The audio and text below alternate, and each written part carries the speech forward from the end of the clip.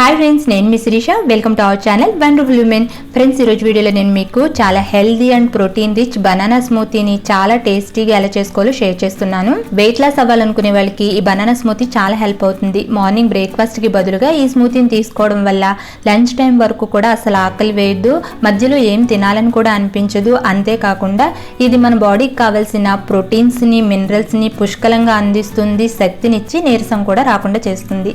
So మరి ఇంకేమాత్రం ఆలస్యం చేయకుండా దీన్ని ఎలా తయారు చేసుకోవాలి ఇప్పుడు చూసేద్దాం. ఫస్ట్ ఈ బనానా స్మూతీని చేసుకోవడానికి ఒక బ్లెండింగ్ జార్ని తీసుకోండి. అందులోకి ఒక అరటిపండుని కట్ చేసుకుని వేసుకోండి. బాగా పండిన అరటిపండు తీసుకోండి.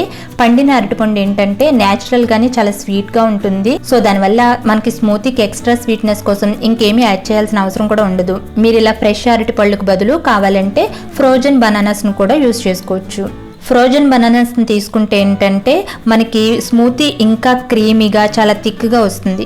ఇలా అరటిపండు సైజుని బట్టి 1 నుండి 1.5 వరకు కూడా అరటిపండుని ఇందులో యాడ్ చేసుకోవచ్చు. ఇప్పుడు ఇందులో 1 కప్పు కాచి చల్లార్చిన పాలను యాడ్ చేసుకోండి. మనం రెగ్యులర్గా వాడే పాలు ఉంటాయి కదా, వాటిని యాడ్ చేసుకోవచ్చు.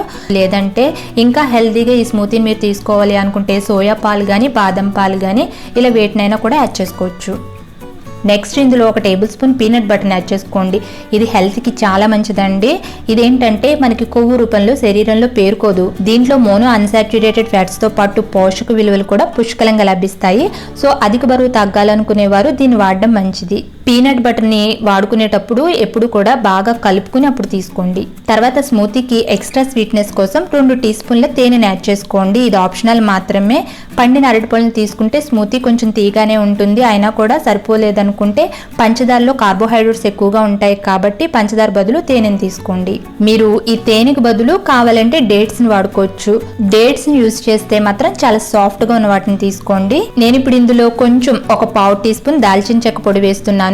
ఈ పొడి వల్ల కేవలం వెయిట్ లాస్ అవడమే కాదు, స్మూతీకి మంచి ఫ్లేవర్ వస్తుంది, అలాగే లైట్ గా స్వీట్నెస్ కూడా వస్తుంది. మీరు స్మూతీని కొంచెం కూల్ గా తాగాలనుకుంటే కొన్ని ఐస్ క్యూబ్స్ వేసుకోండి ఇందులో. లేదంటే మీరు ఐస్ క్యూబ్స్ కు బదులుగా ఫ్రోజన్ బనానాస్ నైనా తీసుకోవచ్చు.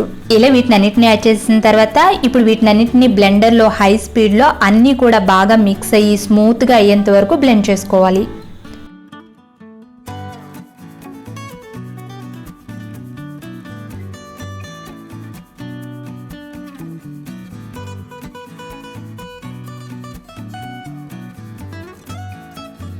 ఇలా దీన్ని బాగా స్మూత్గా బ్లెండ్ చేసుకుని తీసుకుంటే ఇప్పుడు ఇంకా మనకి బనానా స్మూతీ రెడీ అయిపోయింది.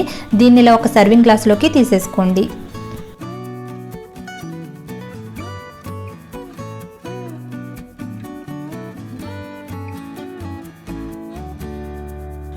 ఇప్పుడు దీన్ని హెల్దీ వేలోనే గార్నిష్ చేసుకోవడానికి వేయించి పొట్టు తీసుకున్న పల్లీల్ని క్రష్ చేసి యాడ్ చేసుకోండి.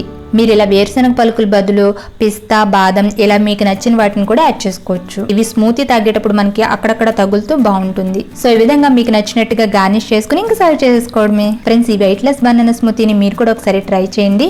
మీరు కనుక ట్రై చేసినట్లయితే మీకు ఎలా వచ్చిందో మీ అభిప్రాయాన్ని నాకు కామెంట్లో తెలియజేయగలరు. అలాగే వీడియో నచ్చితే లైక్ చేసి మీ ఫ్రెండ్స్ అండ్ రిలేటివ్స్ కూడా షేర్ చేయండి.